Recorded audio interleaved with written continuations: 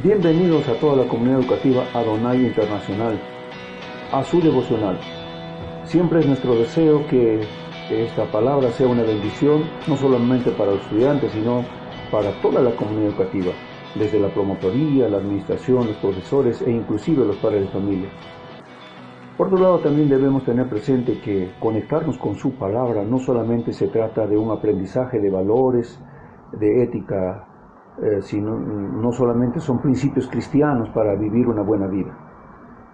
No solo es eso, se trata de algo mayor, se trata de algo esencial en la vida humana. ¿Qué cosa es? La salvación de nuestras almas. La Biblia enseña que viene un día donde toda la humanidad comparecerá ante el trono de Dios.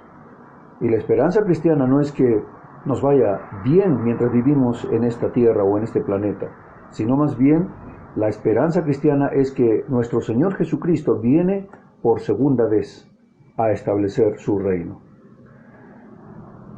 Desde luego, hay mucha gente que considera ridículo lo que acabo de mencionar. Hasta hay personas que inclusive se congregan, ¿no?, llamados cristianos, que han sido influenciados para no creer en la segunda venida de Cristo, para no creer en el juicio final. Veamos lo que dice la palabra de Dios respecto a eso.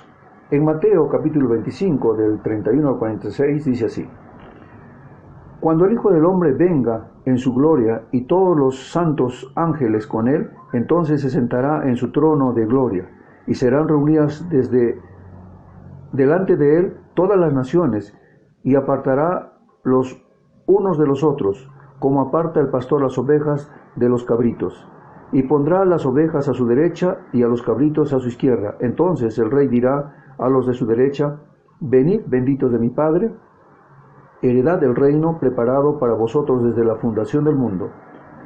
Porque tuve hambre y me diste de comer, tuve sed y me diste de beber, fui forastero y me recogiste, estuve desnudo y me cubriste, enfermo y me visitaste, en la cárcel y viniste a mí. Entonces los justos le responderán diciendo: Señor, ¿cuándo te vimos hambriento y te sustentamos, o sediento y te dimos de beber? ¿Y cuándo te vimos forastero y te recogimos, o desnudo y te cubrimos? ¿O cuándo te vimos enfermo o en la cárcel y vinimos a ti? Respondiendo el rey les dirá: De cierto os digo que cuando lo hiciste a uno de estos mis hermanos más pequeños, a mí lo hiciste. Entonces dirá también a los de la izquierda: Apartaos de mí, malditos, al fuego eterno preparado para el diablo y sus ángeles.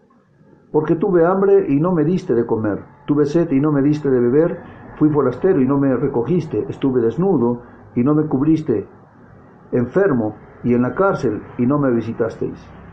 Entonces también ellos le responderán diciendo: Señor, ¿cuándo te vimos hambriento, sediento, forastero, desnudo, enfermo o en la cárcel y no te servimos? Entonces le responderá diciendo: De cierto os digo que cuando no lo hicisteis a uno de estos más pequeños, tampoco a mí me lo hicisteis. E irán estos al castigo eterno y los justos a la vida eterna.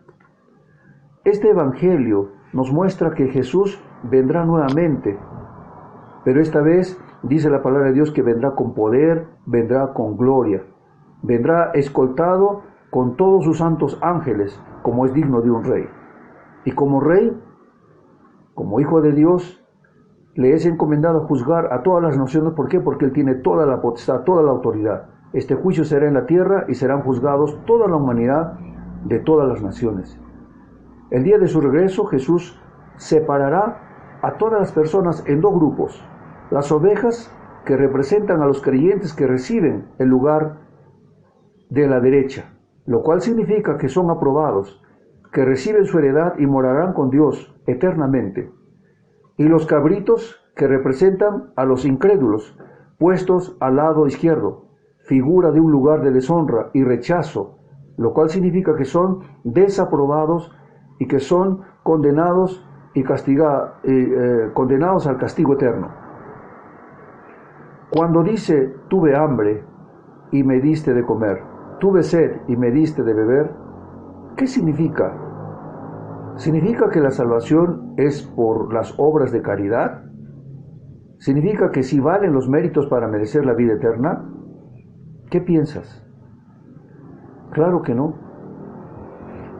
En principio, la salvación es únicamente por gracia, por medio de la fe. La salvación es un don de Dios, es un regalo de Dios, no por obras, dice la palabra de Dios. Además dice que somos hechura suya, creados en Cristo Jesús para buenas obras. Efesios 2, capítulo 2, del versículo 8 al 10. Concluimos que las obras son simplemente los frutos que evidencian una fe viva, una fe sana, una fe saludable. Los que recibieron a Jesús como su Salvador, los que han creído en su nombre, han nacido de nuevo, han nacido de Dios. Si has recibido a Jesús, has sido hecho hijo de Dios, por lo cual como hijo quieres vivir haciendo su voluntad. La oveja tiene sus características. Son humildes, son pacientes, son inocentes. Y no es otra cosa que tener el corazón de Cristo. Jesús, el buen pastor compasivo, amoroso, misericordioso y que está dispuesto a hacer todo bien a su prójimo, en especial a sus hermanos más pequeños. Hay que tener presente esta frase de Jesús: mis hermanos más pequeños. ¿Quiénes son los hermanos de Jesús? En Mateo 20, 12, viendo el contexto, podemos encontrar que Jesús dice que sus hermanos son los que hacen la voluntad de Dios, es decir, los que por la fe en Cristo viven según los principios del reino de Dios y que dan frutos porque tienen nueva vida. Los cabritos rechazaron este regalo, no han nacido de nuevo, por consiguiente no pueden tener frutos agradables a Dios. Hacen obras de caridad para salvarse, hasta pueden tal vez hacer muchas donaciones, ayudas humanitarias y piensan que por esos buenos actos ganarán el cielo. Pero el Señor les dirá en aquel día: apártense de mí, no los conozco, hacedores de maldad. ¿Por qué? Porque no tienen a Cristo. Y para tener a Cristo hay que arrepentirse, hay que confesar los pecados, hay que pedir perdón, para ya no vivir de acuerdo a nuestros propios pensamientos, a nuestros propios deseos, sino para vivir en fe, poniendo nuestra vida a su servicio, al servicio de Jesús, llevando una vida agradable a Dios con mucho fruto. En conclusión, Jesús, como el pastor, va a separar las ovejas de los cabritos. Esto muestra que no se trata de convertirse en ovejas o cabritos en la hora del juicio. Las ovejas ya son ovejas, los cabritos ya son cabritos. Y así Jesucristo separará a las personas según lo que ya son. Unos son ovejas, creyentes, hermanos pequeños, amados por Jesús, y que han vivido según la voluntad de Dios llevando mucho fruto. O cabritos, los incrédulos, que han rechazado a Jesús y su evangelio, y que han vivido una vida de acuerdo a sus propios pensamientos, a sus propios deseos, soberbios y duros de corazón, y que despreciaron el perdón de Dios. Oremos. Padre amado, te damos gracias, Dios, por tu palabra. Gracias, Señor, porque tú, Señor, nos exhortas y nos alertas que vienes pronto. Ayúdanos, Señor, a mantenernos firmes en esta esperanza de tu segunda venida. Ayúdanos, Señor, por medio de tu Santo Espíritu a llevar frutos agradables a ti, no para ganar el cielo, sino por gratitud, en amor, sin esperar nada a cambio.